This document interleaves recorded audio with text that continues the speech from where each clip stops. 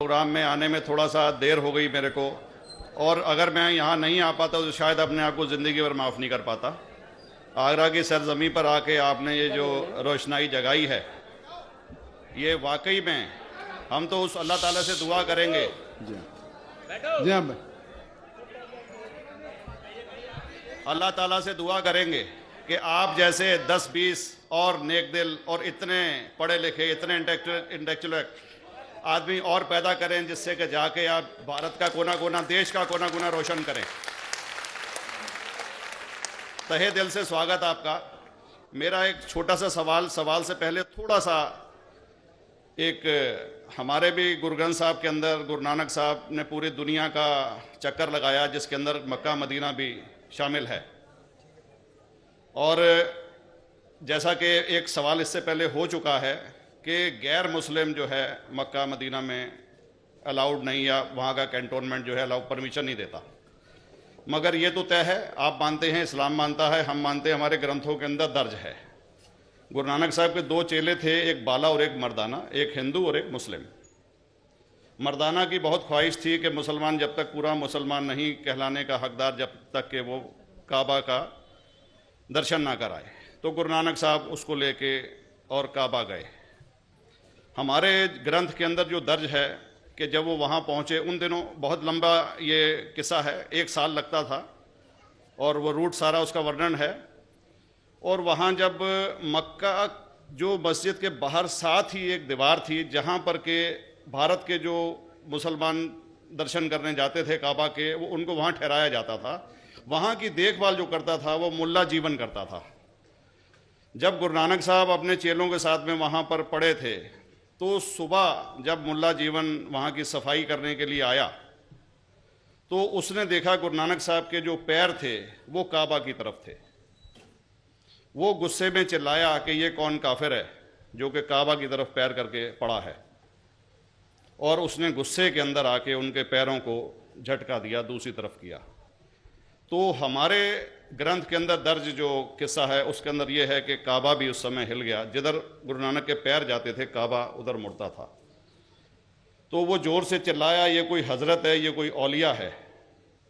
तो उस समय के जो काजी थे मक्का के, काजी रुकनदीन साहब थे, और शाह शरफ, कई हस्तियों के नाम हैं उसमें।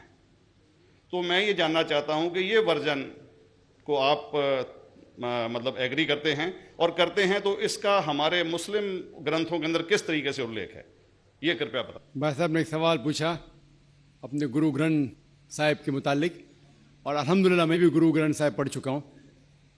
और जिस तरीके से, क्योंकि वक्त मुख्तसर सा होने की वजह से मुझे वक्त नहीं मिला कि गुरु ग्रंथ को भी कोट करूँ। आपका सवाल का जवाब देने के पहले मैं आपसे इजाज़त चाहूँगा कि इवन गुरु ग्रंथ की किताब पढ़ेंगे आप, ग्रंथ जिसे आदि ग्रंथ कहते हैं, और कोई सिख से पूछेंगे कि खुदा का तसव्वुर क्या है, सबसे बेहतरीन जवाब कोई सिख दे सकेगा वो आपको कोट करेंगे जापू जी, जो गुरु ग्रंथ साहिब आदि ग्रंथ के सबसे पहले चैप्टर है, सबसे पहला श्लोक, जिसके कहते हैं जापू जी। इसके मानी है कि God is true, he is only one, he is not begotten and is free from fear and want. क्योंकि मैंने अंग्रेजी में पढ़ा हूं, इसलिए मैं अंग्रेजी में उसे कह रहा हूं कि खुदा एक ही है, वो हक है, और वो ना किसी को जना है ना किसी को जनेगा, और वो इमॉर्टल है, ना कभी मर सकता है। और इसको सिखिज्म में जो खुदा को कहते हैं Omkara, in manifest form he is Omkara, and unmanifest form he is एक ओमकारा। और कई इसके एट्रीब्यूट्स है, मिसाल के तौर पे परवरदिगार, अकल, और उसे रहीम कहा गया है, Wahe Guru as one God कहा गया है, और it is strictly against idol worship and अवतारवादा।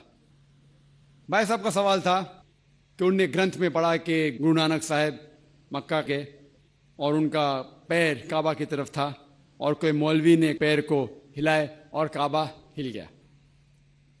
क्योंकि ये age of science and technology है, अगर कोई चीज जो किताब हजारों साल पहले लिखी गई है, 10,000 साल या 4,000 साल, तो शायद उसके बारे में हिस्टोरिकल रिकॉर्ड मिलना मुश्किल है। हालांकि इवन जीसस क्राइस्ट के बारे में 2000 साल हिस्टोरिकल रिकॉर्ड है क्योंकि सिखिज्म जो एकदम नया मजहब है, जितने मजाहिब के मुकाबले हिंदुस्तान में नया है, कुछ सैकड़ों साल पहले 15th सेंचुरी में, toward the end of the 15th century, Guru Nanak साहब जो पंजाब के थे, ये मजहब तो कायम हुआ हार्डली 400-500 ईयर, 400-500 साल। और अगर ये मान लो, सपोज मिसाल के तौर पे मान लो, मैं क्यों कह रहा हूं कि मैं नहीं चाहता हूं किसी को बुरा लगे, मान लो ये सच है, मान लो अगर 400-500 साल पहले अगर ये होता था कि काबा इधर से उधर हिल जाता था, तो हिस्टोरिकल रिकॉर्ड में बिल्कुल लिखा होता था। और कई हिस्टोरिकल रिकॉर्ड में ये नहीं कि काबा हिला इधर उधर, कई हिस्टोरिकल रिकॉर्ड आप देखेंगे। हिस्ट्री इतनी अल्हम्दुलिल्लाह 800-900 साल पहले, 1000 साल पहले जो मुगल ने किए, बिल्कुल लिखा हुआ हिस्टोरिकल रिकॉर्ड में।